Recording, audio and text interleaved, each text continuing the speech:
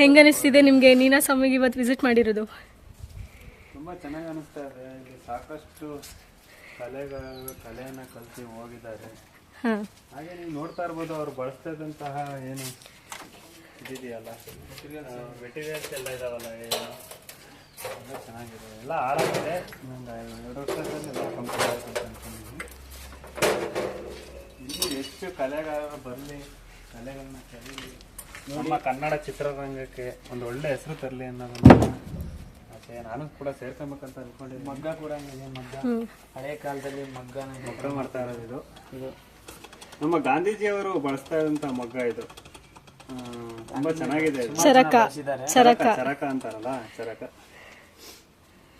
So ಇಲ್ಲಿ visit ಮಾಡಿರೋದು ಖುಷಿ ಆಯ್ತಾ ನಿಮ್ಗೆ? ತುಂಬಾ ಖುಷಿ ಇದೆ. ಇದು ಚೆನ್ನಾಗಿದೆ ಅಂತ ಅನ್ಕೊಂಡ್ ಬಂದಿದ್ದು ನಾವು. ಇದು ತುಂಬಾ ಹಾಳಾಗಿದೆ. ಈಗ ಹೊಸದಾಗೆಲ್ಲ ಕನ್ಸ್ಟ್ರಕ್ಷನ್ ನಡೆಸ್ತಾ ಇರೋದ್ರಿಂದ ಒಂದು ಒಳ್ಳೆ ಅಭಿವೃದ್ಧಿ ಕಡೆಗೆ ಇನ್ನು ಸಾಕಷ್ಟು ಎಷ್ಟೋ ಜನರು ಕಲೆಯನ್ನ ಕಲ್ತಿರಲ್ಲ, ಅವರಿಗೆಲ್ಲ ಕಲಿಯಕ್ಕೆ ಒಂದು ಅವಕಾಶ ಮಾಡಿ ಕೊಡ್ತಾರೆ ಅಂತಾನೆ ಹೇಳ್ಬೋದು.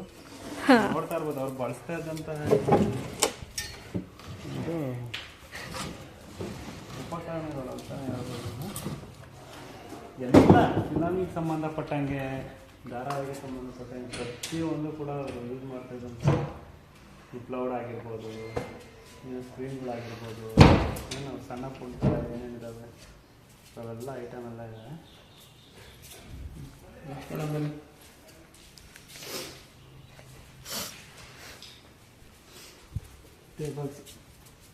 ನಿಮ್ಗೆ ಹೇಗೆ ಅನ್ನಿಸ್ತಿದೆ ಬಂದಿರೋದು ಇಲ್ಲಿಗೆ?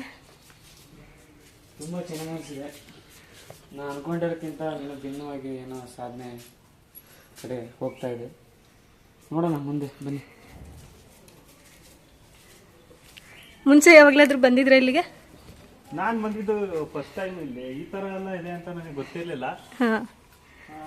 ನನಗೆ ಇಲ್ಲಿ ನೋಡಿದಾಗ ನಾನು ಕೂಡ ಸೇರ್ಕೊಬೇಕು ಅಂತ ಅನ್ನಿಸ್ತು. ಇದು ಹಾಳಾಗಿದೆ ಅಂತಲ್ಲ, ಹಾಳಾದಾಗಲೇ ಈ ಥರ ಚೆನ್ನಾಗಿದೆ ಅಂತ ಅಂದ್ಕೊಂಡ್ರೆ, ಈಗ ಚೆನ್ನಾಗಿದ್ದಾಗ ಇನ್ನೂ ಯಾವ ಥರ ಇರುತ್ತೆ, ಯಾವ ಥರ ಎಲ್ಲ ಸೆಲೆಬ್ರಿಟಿಗಳೆಲ್ಲ ಬರ್ತಾರೆ. ಕಲೆ ಅನ್ನೋದು ಈಗ ಯಾರಿಗೂ ಸೀಮಿತ ಅಲ್ಲ, ಅದು ಎಲ್ಲರೂ ಕೂಡ ಕಲಿಯುವಂಥ ಕಲೆ. ಅದು ಕಲೆಯನ್ನು ಗುರ್ತಿಸ್ಕೊಳ್ಳೋದು, ಅವರು ಎಲ್ಲರಲ್ಲೂ ಕಲೆ ಇದ್ದೇ ಇರುತ್ತೆ, ಒಬ್ಬೊಬ್ಬರಲ್ಲೂ ಒಂದೊಂದು ರೀತಿ ಕಲೆ ಇರುತ್ತೆ. ಅದನ್ನು ಗುರ್ತಿಸ್ಕೊಳ್ತಾರಲ್ಲ, ಇಂಟ್ರೆಸ್ಟ್ ಕೊಟ್ಟು ಬಂದು ಇಲ್ಲೇನು ಅವ್ರ ಪರ್ಫಾರ್ಮೆನ್ಸ್ ತೋರಿಸ್ತಾರಲ್ಲ, ಅದು ಕೂಡ ಒಂದು ಇಂಪಾರ್ಟೆಂಟ್ ಆಗುತ್ತೆ. ಅವರು ಒಂದು ಒಳ್ಳೆ ಏನು ಸಮಾಜದಲ್ಲಿ ಆಗಲಿ, ಅವರು ಫಿಲಮ್ ಇಂಡಸ್ಟ್ರಿಗಳಾಗಲಿ, ಎಲ್ಲೇ ಆಗಲಿ, ಅವರು ಗುರ್ತಿಸ್ಕೊಳ್ಳೋಕೆ ಒಂದು ಒಟ್ಟು ಕಲೆನೇ ಬೆಳೆಸ್ಕೊಳ್ಳೋಕೆ ಒಂದು ಒಳ್ಳೆ ವೇದಿಕೆ ಅಂತ ಹೇಳ್ತಿದ್ದಾರೆ. ಒಳ್ಳೆ ವೇದಿಕೆ ಅಂತಾನೆ ಹೇಳ್ಬೋದು.